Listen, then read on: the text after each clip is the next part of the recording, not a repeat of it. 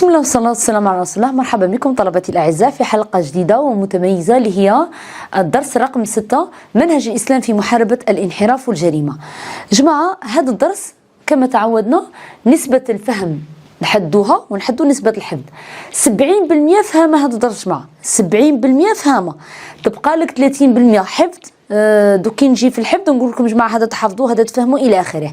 يعني عموما الحفظ يكون في التعاريف اللغويه والاصطلاحيه ولا انواع العقوبات ولا الايات اللي غادي نستدلوا بها على تحديد العقوبات وتشريعها. خلاص يلا، بالنسبه للعنوان تاعنا منهج الاسلام في محاربه الانحراف والجريمه. انتبهوا ابنائي، يعني شو معنى كلمه المنهج؟ المنهج هو السيستم او القانون أو الطريقة أو المنهجية أو الأسلوب اللي دايره الله تعالى باش يحارب كل ما هو انحراف وكل ما هي جريمة. خلاص، هذا بالنسبة للعنوان تاعنا منهج. إذا اش غادي نقرو؟ غادي نقرو الطريقة اللي نحاربوا بها الانحراف والجريمة. مفهوم؟ قبل ما نروحوا للطريقة غادي نعرفوا ما معنى الانحراف وما معنى الجريمة وما الفرق بين الانحراف وما الفرق بين الجريمة، يعني الفرق اللي بيناتهم. أولا الانحراف عنده تعريف لغوي وتعريف شرعي، والجريمة ثانية عندها تعريف لغوي وتعريف شرعي. الانحراف هو الميل، مثلا الإنسان كان يسوق بالسيارة تاعو مال عن الطريق، هذا يسمى انحراف، مال بسيارته عن الطريق. أما شرعا ما معنى الانحراف؟ هو كل سلوك يترتب عليه انتهاك القيم التي تحكم المجتمع، يعني متعلق بانتهاك القيم والمبادئ كما الصدق كما الحياء كما الأمانة كما هذو هما متعلق الانحراف بهذه القيم الأخلاقية. الجريمة ما هي؟ هي لغة هي التعدي. ما معنى إنسان أجرم؟ لغة معناها تعدى. عفوا، هذيك بالنسبة للغة. شرعا ما هي الجريمة؟ هي محظورات شرعية زجر الله عنها بعقاب قصاص أو حد أو تعزير. ما معنى محظورات شرعية؟ الجرائم هي محظورات شرعية، هي المحرمات، هي الممنوعات، هي الجرائم اللي أمرنا الله تعالى بعدم القيام بها وزجر الله عنها. شو معنى زجر؟ معناه عاقب الله عن تلك الجرائم إما بحد أو قصاص أو تعزير. جماعة الفرق بين الجريمة والانحراف. الانحراف دايما هو المقدمة، سما الإنسان ما ينجمش يدير جريمة بلا ما ينحرف. الانحراف مقدمة والجريمة نتيجة. والانحراف أحيانا ما تكونش فيه عقوبات على الغالب، أما الجريمة سير تكون فيها عقوبة، اسمها هذا أجرم وغادي نعاقبه. مفهومة؟ هذا بالنسبة للفرق اللي بيناتهم. كذلك أسباب الانحراف والجريمة، شيء الحاجة اللي تخلي الإنسان عندنا عقيدة متينة وكل شيء الحاجة اللي تخلي الإنسان ينحرف ويروح نحو الجريمة. ما هي أسباب الانحراف؟ جماعة عديدة جدا، تقدروا تعاودوا أسباب الانحراف عن العقيدة الإسلامية تاع اللي درسناها في الدرس الأول ولا الدرس الثاني، تاع الجهل بأصول العقيدة، الانغماس، عدم تدبر، هذه تقدروا تعاودوها عادي. تلك الخمسة اللي درسناها في وسائل تثبيت العقيدة أسباب الانحراف. كما تقدروا تقولوا أنه من أسباب الانحراف والجريمة ضعف الوازع الديني، إنسان كما يكونش إيمانه قوي. كذلك البيئة الفاسدة اللي يكون يعيش فيها الإنسان، المحيط ولا الأسرة ولا المجتمع اللي يكون عايش فيه يكون فاسد. كذلك تعاطي المخدرات والمسكرات. هذا بالنسبة لأسباب الانحراف فهي عديدة، يقدر الإنسان يعني التلميذ يقدر يجيبها من عنده. كل أسباب الانحراف تقدروا تعودوها عادي. يعني كي يقول لك ما هي أسباب الانحراف، كأقل تقدير تعطيه 3 أسباب، كأقصى تقدير 4 أسباب فقط، إذا ما حددلكش العدد. الآن ننتقل إلى صلب الموضوع تاع الدرس. العنصر اللي مبني عليه هذا الدرس هو هذا العنصر وصلنا له. ما هو؟ منهج الإسلام في محاربة الانحراف والجريمة. جماعة أولا منهج يعني الطريقة اللي غادي نتعاملوا بها في الإسلام باش نحاربوا الجريمة والانحراف. عندنا طريقتين 2 لا شريك لهما. شو هما؟ عندنا عن الطريقة الأولى والطريقة الثانية. الطريقة الأولى نسموها المنهج الوقائي أو الجانب الوقائي، والطريقة الثانية أو الجانب الثاني نسموه المنهج العلاجي العقابي أو الجانب العلاجي العقابي. انتبهوا معي مليح، كاين فرق بيناتهم جماعة. ما هو الفرق؟ الجانب الوقائي يكون دايما قبل الوقوع في الجريمة، قبل، هنا دايما فيها كلمة قبل. والجانب العلاجي العقابي دايما تكون فيها كلمة بعد. ما معنى قبل وبعد؟ هنا قبل الانحراف، وهنا صاير الانسان كي ينحرف ويزيد يدير الجريمه ما عندي ما نوقف فيه، غادي نروح مباشره نعالجه عن طريق العقاب لانه صاير دار الفعل، دار الجرم. كيفاش سؤال في البكالوريا في هذا الجانب باش تنتبهوا معي اكثر، باش تركزوا معي اكثر. يعطونا آية قرآنية ولا حديث يقول لك ذكر في الآية أو ذكر في الحديث أو ذكر في النص الشرعي أحد مناهج الإسلام في محاربة الانحراف والجريمة، استخرجه مع التوضيح. كيفاش يعرف التلميذ باللي الآية راه فيها منهج وقائي ولا الآية راه فيها منهج علاجي عقابي؟ كيفاش يعرف؟ سهلة. إذا عطاوني، نروحوا للجانب الزوج باش تفهموني الأول، إلا عطاوني آية فيها عقوبات ولا فيها جرائم باينه بلي الايه راه تهضر لي على الجانب العقابي. مثلا يقول لي السارق والسارقه فاقطعوا ايديهما، هنا شرا فيها الايه راه تهضر لي على جريمه وراه تهضر لي على عقوبه، اذا راني في الجانب العلاجي العقابي، معنى اللي يسرق غادي نقطعوا له يديه، سما راني في الناحيه تاع العقوبه. مفهوم؟ سما هذا بالنسبه للجانب العلاجي. كيفاش تعرفوا في الايه؟ نروحوا للجانب الوقائي. كيفاش نعرفوا باللي الايه راه تهضر لي على الجانب الوقائي؟ اذا الايه ما تكلمتليش على جرائم، ما فيهاش جرائم وما فيهاش عقوبات، فيها كل حاجه مبنيه على عبادات مثلا او اخلاق، مباشره راني في الجانب الوقائي. ولا كاينه ملاحظه جماعه ابنائي انتبهوا اليها مليح، الجانب الوقائي راه فيها اثنين، راه فيها تقويه الايمان والوازع الديني، وراه فيها الحث على العبادات ومكارم الاخلاق. صدر الايه ولا الحديث اللي يعطوه لك في الباك الا قلت لي جانب وقائي اللي قد تحدد لي اسكو راك على تقويه الايمان والوازع الديني او راك على الحث على العبادات ومكارم الاخلاق، ماشي كيف جماعه. خلاص لقد يعني تفصلوا في هذه الحاجه اللي تحدد لكم الا راك هنا ولا راك هنا، اللي هي الكلمات المفتاحيه الموجوده في الايه او الحديث. سمعوني مليح. غادي الجانب جماعة الأرقام قلت لكم مهمة من قبل، سبقوا أني نوهت ومديت أهمية كبيرة على الأرقام باش التلميذ يحدد شحال عنده من الجانب وشحال عنده من طريقة للعلاج. خلاص نروحوا للجانب الوقائي. باغي نبدا بالثانية اللي هي الحث على العبادات ومكارم الأخلاق. أول ملاحظة نقولها، العنوان هادو العناوين اللي بالأحمر ما يتبدلوش، ما ينجمش التلميذ يجتهد لي فيهم ولا يغير لي ولا يعطي لي كلمة مساوية ولا مرادفة، لازم العنوان كيما راه تعاوده. خلاص نروحوا للزوجة، الحث على العبادات ومكارم الأخلاق. كيفاش نعرف بلي الآية راه فيها هذا المعنى، الحث على العبادات ومكارم الأخلاق؟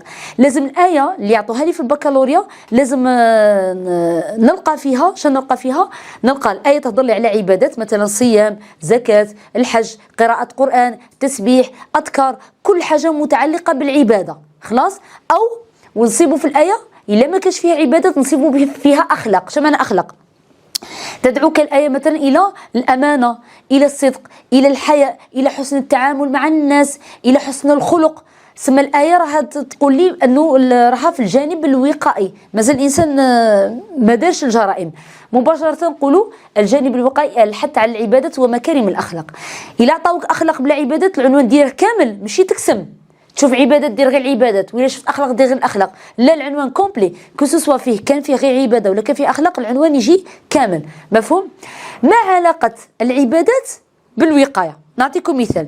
الانسان مثلا كان يصلي، مثلا ذهب للجامع يصلي متوضي صلى صلاته وجا خارج من الجامع وقابلته حاجه تاع محرم، ما غاديش يقدر يروح يدير تلك الحاجه تاع الحرام. علاش؟ لانه العباده عطت له ذاك النوع من الحياء والحشمه، عاصمته العباده من القيام في المحرمات، وقته. مثلا الانسان في نهار رمضان يقول لك انا راني صايم، ماشي جاي نروح ندير حاجه تاع محرمات نخسر صيامي. شد له الصيام، دله حقق له المبدا تاع الوقايه، منعه من الوقوع في الحرام. هذا بالنسبه للعبادات ولا الاخلاق. ولا الانسان اذا كان حسن الخلق، الامانه، اذا كان مربي نفسه على الامانه غادي يدير له تحقق له المنهج تاع الوقايه، ما يقدرش يخون حاجه لانه راه عنده المبدا تاع الامانه، راه محقق عنده. هذا بالنسبه للاخلاق. اما الجانب الثاني في الجانب الوقائي اللي هو بتقويه الايمان والوازع الديني، كيعطونا ايه قرانيه متعلقه بالتقوى والايمان وتقويه الايمان الى اخره مباشره، لانه كل ما الانسان قوى ايمانه كلما عصمه الايمان من الوقوع في المحرمات والانحرافات. سما باش تفرق بين تقويه الايمان والوازع الديني سهله، يعطوك عباده واخلاق، راك في الحث على العباده ومكارم الاخلاق. اذا ما كانش هذه هضرت لك على الايمان صافي راك في الجانب الثاني. مفهوم؟ هذا بالنسبه للجانب الوقائي. قلنا الجانب العلاجي فيه العقوبات، غادي الجانب عفوا العلاج العقابي هو اللي غادي نفصلوا فيه اكثر، هذاك راه واضح. مفهوم العقوبه اللي نفهموا شو معنى العقوبه لغه هي التاخير، شرعا ما معنى العقوبه؟ هي زواجر وضعها الله للردع عن ارتكاب ما حضر. ما معناها؟ ما معنى تعريف العقوبه؟ هي زواجر، يعني هي عقوبات دارها الله تعالى على المجرم، على اللي دار الفعل المشين أو الإجرام. ما حضر معناها ما منع القيام به. هذه العقوبات هي اللي غادي نفصلوا فيها الآن في المنهج الثاني. أنواع العقوبات. العقوبات عندنا ثلاثة في الشريعة الإسلامية لا غير. عندنا أولا عندنا عقوبة القصاص، وعندي عقوبة الحد، وعندنا عقوبة التعزير. سما ما معناها؟ القصاص والحد والتعزير هادو اسماء لانواع تاع عقوبات. سما الانسان كون يغلط غادي نفوته، يا اما نفوته عقوبه القصاص، ولا غادي نفوته عقوبه الحد، ولا غادي يفوت عقوبه التعزير. وكيفاش نعرف نوع العقوبه هذه؟ انواع العقوبات على حسب الفعل اللي داره. الفعل هو اللي يحدد لي نوع العقاب، اسكو هذا السيد نعاقبه بالقصاص ولا بالحد ولا بالتعزير. نوع الجريمه هي اللي تحدد لي. نشوف القصاص. القصاص هو الأول في العقوبات. ما هو القصاص؟ لغة القصاص أولا موضوع قصاص متعلق بالقتل أو التعدي على الجسد، هذا بشكل عام. خلاص. لغة القصاص هو التتبع والمساواة. التتبع والمساواة لغة. أما شرعا هو أن يفعل بالجاني مثل ما فعل بالمجني عليه. كلمة القصاص شو معناها؟ هو المماثلة في الفعل والمساواة، كما دار المجرم نديروا له. هذا هو القصاص. جماعة شو تحفظوا في هذه الجهة؟ غادي تحفظوا كل وحدة، تحفظوا لها التعريف اللغوي والتعريف الشرعي. راكم تلاحظوا كل وحدة فيها هكا، مفهوم؟ وكل وحدة راه فيها أنواع تحفظوها بها بالآيات تاعها، وبها بالمعاني تاعها، وبها بالتعريف تاعها، مفهومة؟ نهودوا للقصاص. انواع قصاص عندي 2. ما شحال عندي من نوع في القصاص؟ 2. اولا على النفس او ما دون النفس. النوع الثاني ما دون النفس. ما معنى على النفس؟ اللي هو القتل المتعمد. القاتل عندنا في الشريعه الاسلاميه المتعمد عقوبته في الشريعه هي القصاص. القاتل يقتل. هذا هو التعدي على النفس. التعدي على النفس او ما دون النفس، ما نقصد ما دون النفس معناها تعديت على انسان، ضربته قبل شهر من شعره، قطعت له يده، هذا هو التعدي على ما دون النفس، يعني ما قتلتهش بصح اديته في احد اعضائه في جسده. عقوبتها في الشريعه الاسلاميه كذلك قصاص. ما معنى الاعتداء على ما دون النفس؟ هو التعدي على الجسد دون قتل او ما يسمى الجروح. هذا بالنسبه للاعتداء على النفس. نواصلوا. عندنا موضوع الدية يا جماعة، انتبهوا. موضوع الدية. الدية ما هي الدية؟ الدية تكون على القتل الخطأ، هي مقدار من المال نقدموه على القتل الخطأ، عنده مقدار دوك نشوفوه في الأخير بالنسبة للدية. ننتقل للعنصر الثاني أو العقوبة الثانية اللي هي الحد. الحد ما هو لغة؟ هو المنع. معناه درت لك حدود، هذه لغة المنع. شرعا ما معنى الحد؟ هو عقوبة مقدرة شرعا تجب حقا لله تعالى. لماذا سمي الحد بالحد أو لماذا سميت العقوبة بالحد؟ لماذا؟ لأن الله تعالى هو اللي محدد لي طريقة العقاب في القرآن الكريم أو سنة النبي صلى الله عليه وسلم. هو اللي محدد، قال لك السارق والسارقة فاقطعوا أيديهما، كنت سرق نقطعوا لك يدك. الزانية والزاني فاجلدوا كل واحد منهما 100 جلدة. ثم الله تعالى راه محدد الجريمة وراه محدد العقوبة عليها من عنده. لهذا قلنا الحد هو عقوبة مقدرة شرعا تجب حقا لله تعالى، مفهومة؟ كذلك أنواع هذا الحد عندنا 5، ما تجيبوش واحد اخرين جماعه، عندك 5 في البرنامج، هذه هي تعاودها لنا. شا معنى الانواع تاع الحدود؟ عندنا 5. عندك حد السرقه، حد شرب الخمر، وحد الحرابه، وحد قذف المحصنات، وحد الزنا. جماعه في البكالوريا يكون يقول لك ما هي اقسام الحدود، ما تنجمش تقول لي السرقه، الخمر، الحرابه، المحصنات، الزنا، خطا، هذه جرائم. لازم كي تجي في العقوبه تقول حد السرقه، حد الزنا، حد شرب الخمر، كيما هكا وهي رايحه، مفهوم؟ عندكم تنساو كلمه الحد، خاطر تكون نسمي غير هذا الاسم وحده، هذه تسمى جرائم وحدها. هذا بالنسبه للحدود. شا غادي دير لها؟ غادي تحفظوها. كيفاش غادي تحفظوها؟ عندكم واحد الجدول، هذا يحفظ كيما راه، ما فيش اشتباه يا جماعه. خلاص انتبهوا لهذا الجدول. هذا الجدول فيه تعريف الجريمه، ها هي كالسرقه، الخمر، الزنا، القذف ولا الحرابه، وش فيه المقدار تاع العقوبة، وفيه المقدار أو نوع العقوبة. هنا خلاص هي كلها عقوبة الحدود، وفيه المقصد الشرعي من هذه العقوبة، يعني علاش ربي يحدد هذه العقوبة بالتحديد، وفيه الدليل عليها من القرآن الكريم. مثال على ذلك مثلا السرقة هي جريمة، ما تعرفها؟ هي أخذ مال الغير خفية.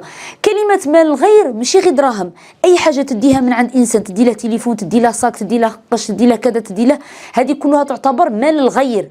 وعلاش عبرنا بكلمة المال؟ لأنه المال نتمن به الأشياء، أي شيء تديه يعتبر خفية يعتبر سرقة. والمقدار التي تقطع فيه اليد مش أي سرقة، يقطع في ربع دينار من ذهب، هذا هو المقدار اللي نقطع فيه اليد. إذا كان سرقنا أقل من ربع دينار من ذهب ما يقطعوناش يدينا، غادي نفوتوا لعقوبة ثالثة تسمى التعزير. خلاص، هذا بالنسبة للتعريف.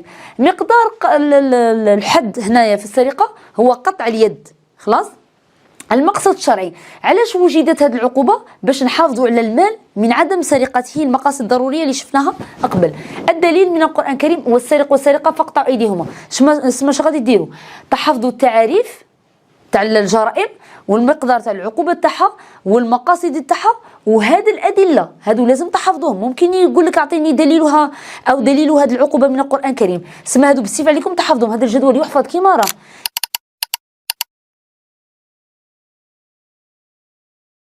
ما فيه لا اجتهاد لا فهم لا والو، كيما راه. غادي نقول لكم واحد الملاحظه فقط بالنسبه لهذا الجدول.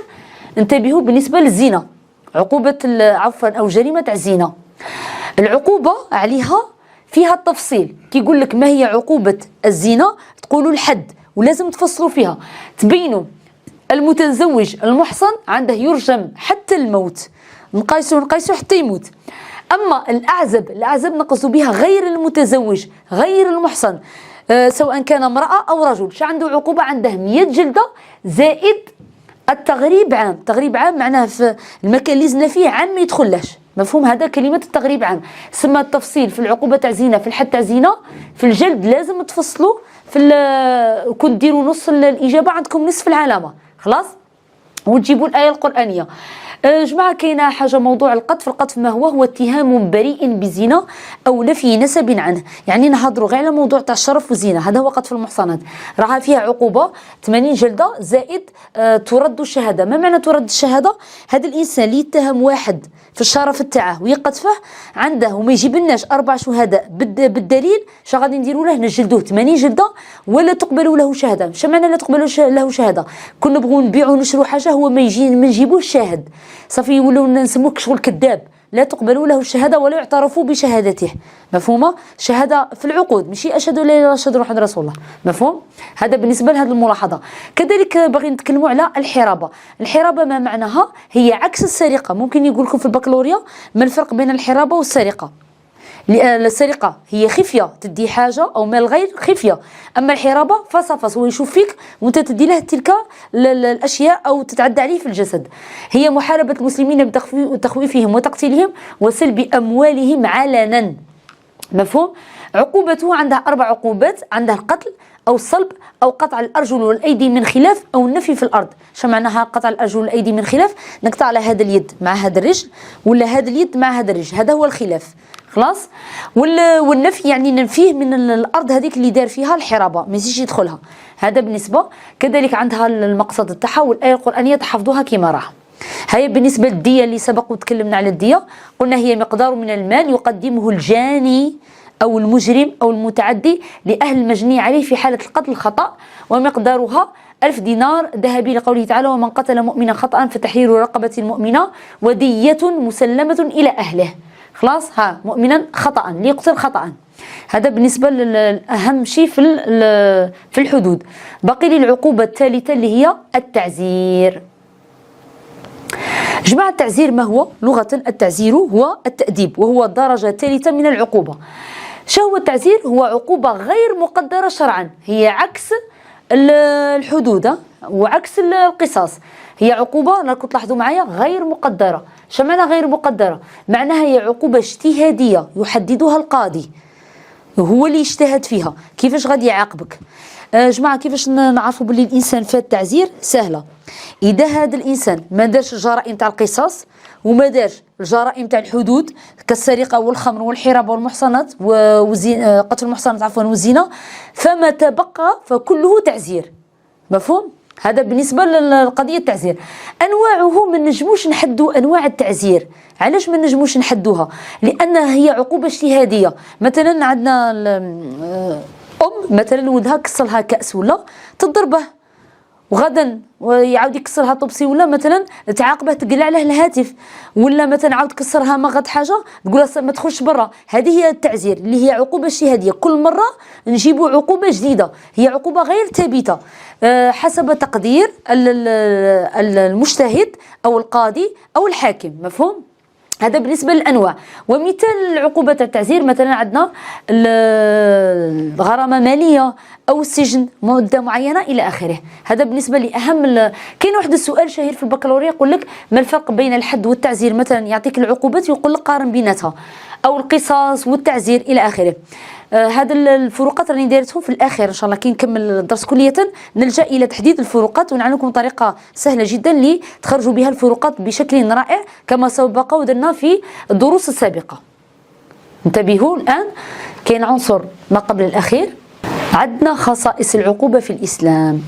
جماعه العقوبات اللي قلناها القصاص والحد والتعزير تميزت بواحد الخصائص غريبه. كيفاش عقوبه وفيها هاد الخصائص الغريبه اللي غادي نقولوها؟ شحال عندنا من خصائص كتلاميذ في البكالوريا تاع العقوبه؟ عندنا 4 فقط، ما تقدروش تجيبوا واحده اخرى وما تقدروش تبدلوها. شا هي 4؟ دائما هذا الرقم جماعه، هذا السر في الارقام مهم. لماذا مهم؟ باش في البكالوريا ما تقعدش تخمم يا حق شحال كاين 3 2 5، كي تحدد 4 عقلك غادي يجبدها 4 يجبدها خلاص. اولا عندي هذه العقوبه في الاسلام اللي قلنا هذوك 3 تميزت بكونها شرعيه، وتميزت بكونها فيها المساواة، وتميزت بكونها تتميز بالعدالة، وتميزت بكونها فيها واحد النوع من الرحمة. كيفاش عقوبة فيها رحمة؟ تكون اكتشفوها. نبداو بالأولى. العقوبة تميزت بكونها شرعية. شو معنى شرعية؟ معنى إصدار العقوبة يرجع إلى الشرع واجتهاد القاضي، ولا يمكن تطبيق العقوبات على بعضنا البعض. مثلا الإنسان سرق ما ينجمش خوه يقطع له يده في الدار اذا كانت الدوله ما تطبقش القوانين كما هكا الاسلاميه. شا غادي نديروا؟ لازم القانون هو اللي يطبق عليه. يعني لا تقام العقوبه ما نديروهاش على بعضنا بعض، لقى هيئه معينه قضائيه في الدوله هي اللي تطبق هذه العقوبات على الناس، سواء كانت من قصاص او حدود خلاص، خاصه هذه المحدده. كذلك تميزت العقوبه كون تتميز بالمساواه. ما معنى المساواه؟ المساواه هي نساوي بين الرجل والمراه، بين الغني والفقير، بين الذي يملك والذي لا يملك، بين الحاكم والمحكوم في الجرائم. الإنسان كي يدير جريمة مهما كانت صفته لازم نطبق عليه العقوبة، وهذه درسناها في درس المساواة تاع المرأة المخزومية التي سرقت. أقام عليها النبي صلى الله عليه وسلم العدل المساواة مع كل الناس، رغم هي ذات شأن وذات مكانة. شدرنا لها قطعنا لها يديها من باب المساواة أمام العقوبات الإسلامية أو أحكام الله تعالى في الأرض. مفهوم؟ كذلك العدالة. جماعة العدالة والمساواة ماشي كيف العدالة في العقوبة. ما معنى العدالة؟ هي أن العقوبة لا تقام إلا على الفاعل، إلا على المجرم. مثلا عندنا أم كبيرة ولدها قتل صاحبه مثلا، ولا قتله قتل متعمد، أي نبغوا نحكموا عليه بالقصاص، تقول لهم لا ما تقتلوش ولدي، أنا نروح في بلاصته، أنا عاقبوني في بلاصة ابني. نقولوا لها لا يمكن. لماذا؟ لأن العقوبة في الشريعة الإسلامية تميزت بكونها عادلة. ما معناها عادلة؟ أنها تقام على الفاعل دون غيره، لا يجوز النيابة. يعني اللي دار الجريمة هو اللي نعاقبوه، ماشي واحد آخر ينوب في بلاصته. مفهوم؟ سما العدالة والمساواة ماشي كيف. تبقى لي الخاصية التالية الغريبة اللي هي الرحمة. كيفاش عقوبة وفيها الرحمة؟ جاية كلمة شوية غريبة هنا. الرحمة اللي هي مراعاة المرض أو درء الحدود بالشبهات أو الستر. ما معناها؟ معناها مثلا إلا سرق لنا نورمالمون نقطعوا له يده، فيه الحد وفيه المقدار وكل شيء، فيه كل شيء. شاول هذا السارق مثلا يكون مرض خطير، كون نقطع له يده غادي يؤدي الى هلاك كبير. سما شا غادي نديروا له؟ هو كالحاله خاصه غادي ننزلوا عليه الرحمه وما نقطعولهش يده ونديروا له عقوبه واحده اخرى لمراعاه لحالته الخاصه المرضيه. كذلك بالنسبه للرحمه كما المرأة التي زانت في وقت النبي صلى الله عليه وسلم وأرادت أن تتوب وجات عند النبي صلى الله عليه وسلم وأراد أن يطبق عليها الحد، ثم قالت إني امرأة حبلى، رحمها النبي صلى الله عليه وسلم، قالها روحي وضعي الحمل تاعك ثم تعالي زعما نقيم عليك الحد هو 100 جلدة. ثم بعد وضع الحمل عادت، ثم عاود نزل عليها النبي صلى الله عليه وسلم المرة الثانية الرحمة، قالها روحي اذهبي أرضعيه عامين ثم عودي إلى آخره. هذه المراحل كي قاعد النبي صلى الله عليه وسلم يرحمها في تنفيذ العقوبة تعتبر الرحمة إلى آخر القصة. كذلك بالنسبة لدرء الحدود بالشبهات، مثلا احنا عندنا في الشريعة الإسلامية المجرم أو المتهم اللي اتهمناه بالفعل تاع المحظور ما نطبقوش عليه العقوبة إلا إلا تأكدنا 100% بأنه هو الفاعل، يعني ما نقش تكون شبهة. هذيك المدة اللي ياخذها القضاء في التحقيق تعتبر رحمة بهذاك المتهم، يقول لك المتهم بريء حتى تثبت إدانته. فقط هذه بالنسبة لدرء الحدود بالشبهات. سؤال في البكالوريا كيفاش غادي يجي هذا؟ ممكن يعطوا لكم سؤال مباشر يقول لك ما هي خصائص العقوبة أو بماذا تميزت العقوبة في الإسلام؟ نقول لها 4. تقول له تميزت كونها شرعية أو المساواة والعدالة والرحمة. تبغوا تشرحوا شوية شرحوا شوية، المهم هاد الكلمات بالأحمر خلوها كيما راها، أو يعطوك آية قرآنية ولا حديث ويقول لك خرج لي الخاصية الموجودة. مثلا إلا عطاونا درس على المساواة تاع حديث تاع عائشة تاع المرأة المخزومية، هنا اش غادي تخرجوا منها؟ هي اللي هي المساواة، سوينا بين المرأة هذيك المعروفة قطعنا لها يدها عادي كيف أي سارق. هذا بالنسبة للخصائص طريقتهم سؤالهم في البكالوريا. كاين واحد الحاجة أخيرة هنا ينتبهوا، اللي هي ما الحكمة أو ما الغاية أو ما الهدف أو ما المقصد أو ما الفائدة من تشريع هذه العقوبات. علاش عندنا حاجة يسموها عقوبة في الإسلام؟ علاش نعاقبوا في الإسلام؟ لماذا؟ شيء الحكمة شيء الفائدة؟ باينه بلي كاين بزاف صوالح شابين تحققوا من العقوبة. أولا تحقيق الأمن والأمان داخل المجتمع، يولي اللي يغلط يخلص. كيفاش غادي يكون مجتمع؟ يكون مجتمع آمن تسوده الرحمة، تسوده الطمأنينة، يسوده الاستقرار. كذلك كاينه الحاجة الزوجة حفظ مصالح الناس وحفظ النظام العام. كل ما إنسان يغلط يخلص نعاقبوه، ما فيش العفو ما فيش المسامحة. المجتمع كيفاش غادي يكون؟ يعني نحفظوا المصالح تاع الناس ونحفظوا النظام العام، يولي الاستقرار والأمن داخل المجتمع.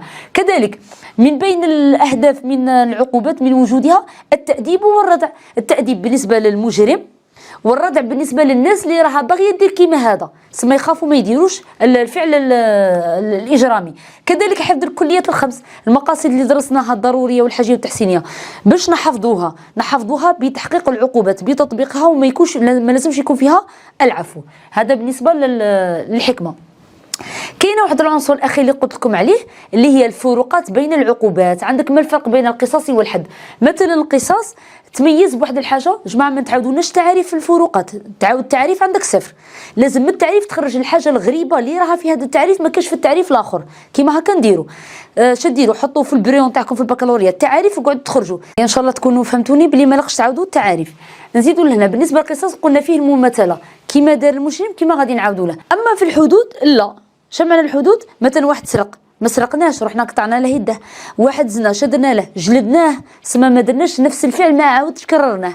اذا هذا فيه مماثله وهذا ليس فيه مماثله.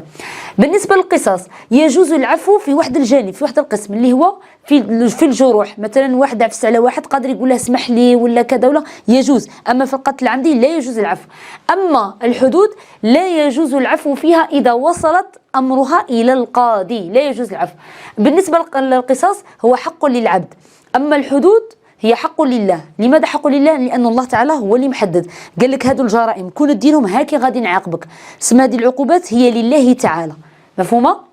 الآن الفرق بين الحد والتعزير. الآن الحد والتعزير، الحد هو عقوبة محددة شرعا، ربي هو اللي محدد لي العقوبة الطريقة تاعها. أما التعزير هو عقوبة غير مقدرة شرعا. ثانيا حطوا جماعة المتفرقات مع بعضها متقابلين باش تجيكم سهلة. الحدود لا يجوز العفو فيها إذا وصلت إلى القاضي، أما التعزير ممكن يجوز العفو فيها، ممكن فيها إذا وصلت إلى القاضي ثاني تشترك مع الحدود، ممكن لا عفو فيها، ولكن أحيانا إذا كما توصلش تكون عقوبة غير صغيرة يجوز العفو فيها. كذلك الحد هو حق لله تعالى، أما التعزير هو حق العبد وحق الله. بالنسبة للحدود لا يجوز الاجتهاد فيها. اللي يزنى بكري ولا اللي يسرق بكري قطعنا له يده، واللي يسرق دروك نقطعوا له يده، واللي يسرق مستقبلا نعاود نقطعوا له اليد تاعو. مفهوم؟ هذا بالنسبه يعني عقوبات ثابته. كذلك اللي دار الحرابه ولا اللي قذف المحصنات ولا اللي شرب خمر، نفس العقوبه اللي كانت في الماضي تكون في الحاضر وتكون في المستقبل. اما التعزير فهو عقوبه اجتهاديه، ممكن اليوم يحكم عليك كذا، غدوه يبدل لك كذا، بعد غد يبدل لك هذه العقوبه على حسب التنظيمات والتغييرات الى اخره والاجتهادات. كذلك بالنسبه للفرق اللي بيناتهم، قلنا الحد هو عقوبة ثابتة والتعزير هو عقوبة متغيرة ولا يمكن حصرها. أما الحدود حددناها في 5 أنواع، والتعزير ما نقدروش نحدوها في عدد معين لأنها اجتهادية ومتغيرة. خلاص، هذا بالنسبة للفروقات المحددة.